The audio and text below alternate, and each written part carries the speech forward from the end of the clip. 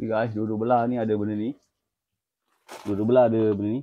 Ni untuk detect kalau kau brake pad kau dah bunyi, maknanya benda di sini dah kena.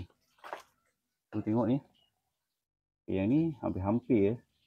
Rasanya dah ni. Ini hampir-hampir. Rasanya dia kurang ke sini guys. Macam dah kena ni guys. Pak, dia sepatutnya sengit ya. So ni ngamal ni. Ni memang habis lah. Tapi yang dalam ni macam tebal.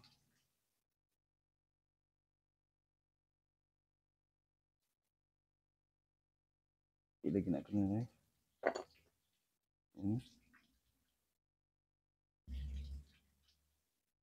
Ni dah kena.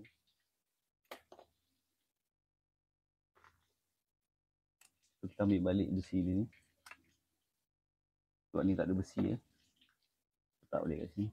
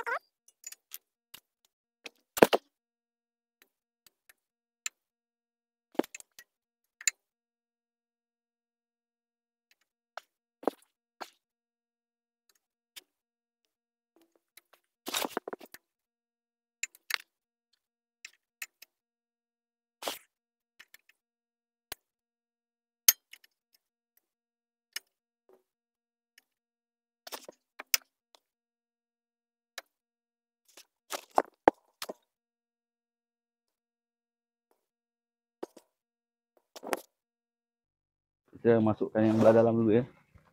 Klip tu pastikan dia tenggelam, dia tak timbul. Tu ni nampak ni.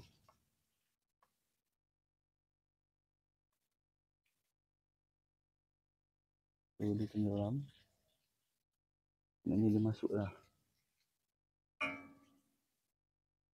Dia masuk kan. Dia masuk dalam tu. Bawah puncu. Bawah masuk. Aku masuk. Pak.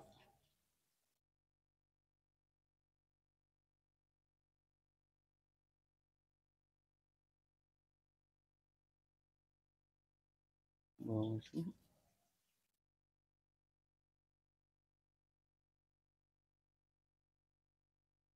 Aku masuk. Okay.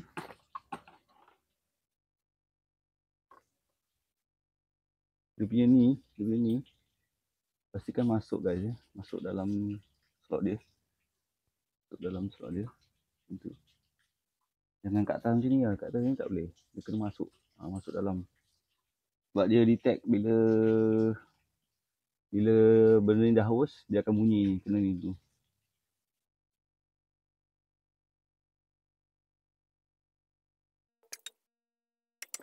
Masuk. Dia zoom. Nampak tak dia masuk. Jangan terkeluar kat atas. Nanti tak boleh nak detect. Tu bawah pun masuk. So ni lah kedudukan dia. Nampak tak lurah ni dengan lurah ni berjumpa. Jangan pasang terbalik guys. Dia bunyi ya. Besi jumpa besi dia bunyi lah. So masalahnya kena buka sekali lagi je. Tu je.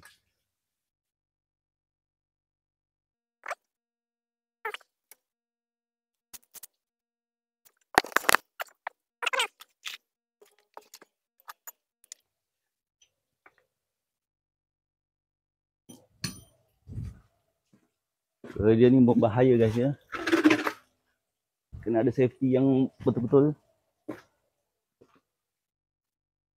Pastikan ada stand bawah. Tiba-tiba dia jatuh. Apa pun tak dapat. Okay guys, untuk brake ni jangan top up tau guys. Jangan top up minyak brake.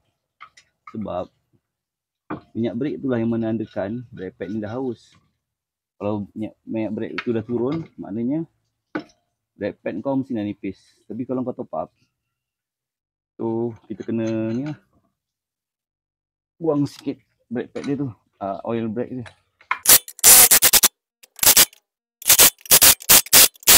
Okay, nanti kita turunkan jack. Kita pastikan lagi menggunakan tangan. Jangan mengharapkan mesin tu guys. So aku gunakan ni. Kalau kau ada Tristan lagi bagus, tu aku gunakan ni. Walaupun aku ada anak apa, jack besar ni, jadi aku still gunakan tu. Okay, kalau kau dah siap tu, kau kena gunakan ni. Ini kekuatan tangan ni guys.